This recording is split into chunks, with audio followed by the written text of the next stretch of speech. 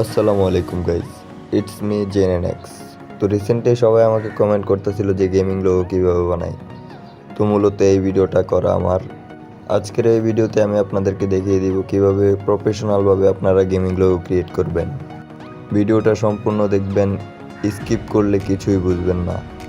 তো let's start. প্রথমে চলে আসবেন আমাদের হোম স্ক্রিন। আপনাদের এডিট করার জন্য দুইটি অ্যাপসের প্রয়োজন, এক পিক্সেল ল্যাব, দুই পিক্সআর্ট। এই দুইটা অ্যাপই প্লে স্টোরে অ্যাভেলেবেল আছে। প্রথমে আমরা পিক্সআর্ট অ্যাপ্লিকেশনটি ওপেন করব। ওপেন করার পর আপনারা ফ্রি ফায়ারের একটি প্রোফাইলের স্ক্রিনশট নেবেন। স্ক্রিনশট ইম্পোর্ট হওয়ার পরে ক্রপ বাটনে ক্লিক করে আপনারা ক্রপ করে ক্যারেক্টারটাকে ক্রপ করে নেবেন। ক্রপ করা হয়ে গেলে টিক চিহ্ন বাটনে ক্লিক করুন। নিচে দেখবেন রিমুভ বিজি অপশন আছে, ওই রিমুভ বিজি অপশনে ক্লিক করে ক্যারেক্টারের ব্যাকগ্রাউন্ড ইরেজ করে ফেলবেন। ব্যাকগ্রাউন্ড ইরেজ হয়ে যাওয়ার পর উপরে ইরেজ অপশনে ক্লিক করে সাইজে 100 করে দিবেন।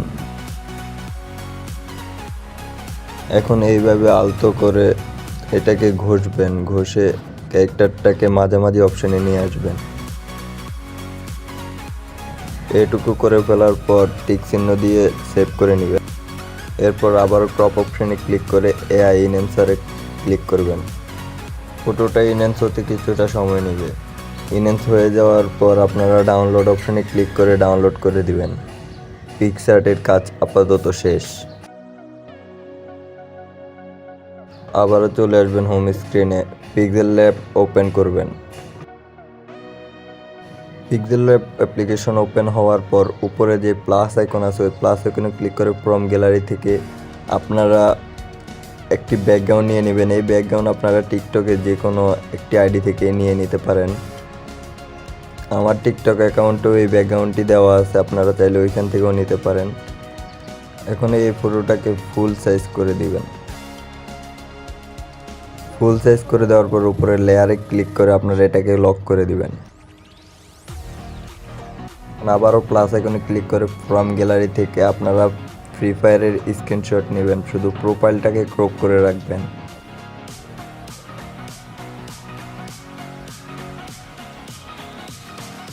ক্রপ করে ইম্পোর্ট করার পরে আপনারা এটাকে হালকা একটু বড় করে নেবেন। নিচে স্ক্রল করে ডান দিকে আসবেন। ডান দিকে আসার পরে নিচে 360 রোটেট অপশনে ক্লিক করবেন। এখানে এক্স 0 থাকবে আর ওয়াইটাকে 23 করে দিবেন। এখন শেডো অপশনে ক্লিক করবেন, এনেবল করে ব্লু কালার দিয়ে দিবেন।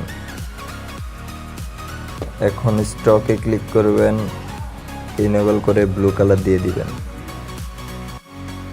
এখন আবারও প্লাস আইকনে ক্লিক করে ফ্রম গ্যালারি থেকে আপনারা আপনাদের ফ্রি ফায়ারের ক্যারেক্টারটা নিয়ে আসবেন, যেটা আমরা পিক্সআর্ট থেকে ইনহ্যান্স করেছিলাম।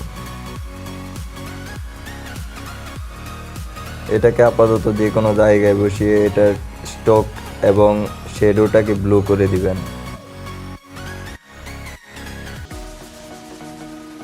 এটা আমাদের ক্যারেক্টার পিছনে থাকবে।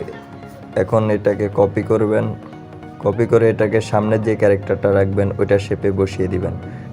পিছনের ক্যারেক্টারে ক্লিক করে অপাসিটিটাকে একটু কমিয়ে দিবেন।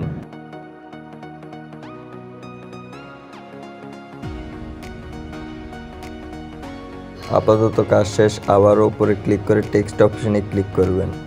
এখানে আমি আবার মন মতো একটা টেক্সট দিয়ে দিচ্ছি, আমি দিলাম রাফি। এখন এটা সাইজ হালকা একটু বড় করে দিবেন। এখন এখানে এবি অপশনে ক্লিক করবেন। এখান থেকে আপনারা আপনার মন মতো ফন্ট ইউজ করতে পারেন। আমি আমার ফন্টে ইউজ করে নিলাম।